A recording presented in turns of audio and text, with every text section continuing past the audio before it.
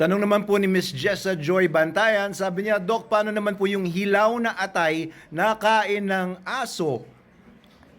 Nakainan ng aso at hinugasan ng 3 beses at binuhusan ng mainit na tubig 2 times at prinito at kinain, safe po ba?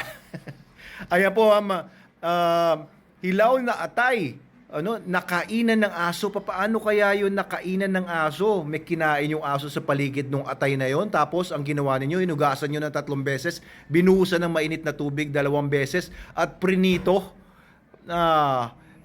It's quite unsanitary, no? Pagka may mga ganun, no? Bukod kasi sa rabies ang kinatatakutan ninyo, maaaring may mga iba pang mga bacteria, protozoans, mga parasites na makuha kayo pag kumain kayo ng food, kagaya ng atay na yan, na nabahiran na ng laway o ng aso ninyo, no? Kung paano man nangyari yun, baka nakuha niya, tapos napunta sa lapag, no?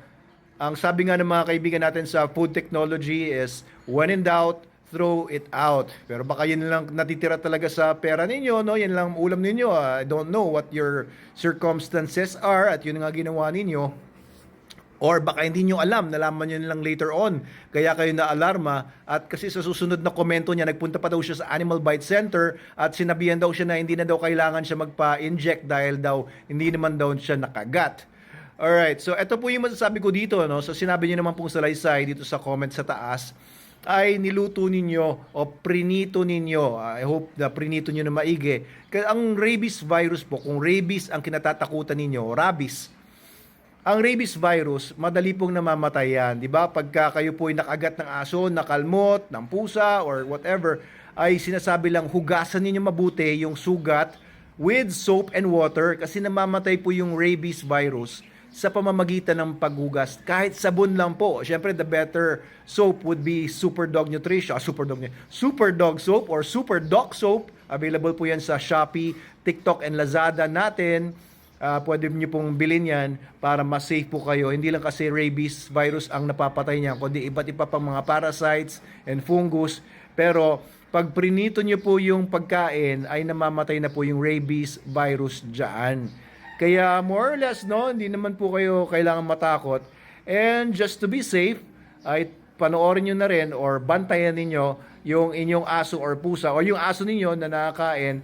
And within 14 days, kung hindi naman siya namatay, ay wala pong rabies yun na sinispread nung time na nalawayan ninyo, nakakainan niya yung atay na kinain nyo naman. Alright, so yun po yan sagot ko. Wag po kayo mapraning. Of course, no, I'm not qualified to give you medical advice dahil kayo po ay isang tao. Kailangan niyo pong kumuha ng medical advice sa inyong human doctor. Ayan, ang masasabi ko lang ay kung ano yung masasabi ko tungkol doon sa rabies virus and kung paano ito na-transmit from dogs to humans. Kasi ito ay isa sa mga tinatawag na zoonotic diseases. Zoonotic, ibig sabihin, mga sakit, viral man yan, bacterial man yan, or parasitic man yan, na naililipat from dogs or pets or animals to humans, and from humans papunta rin sa mga animals. Yun ang tinatawag na zoonotic.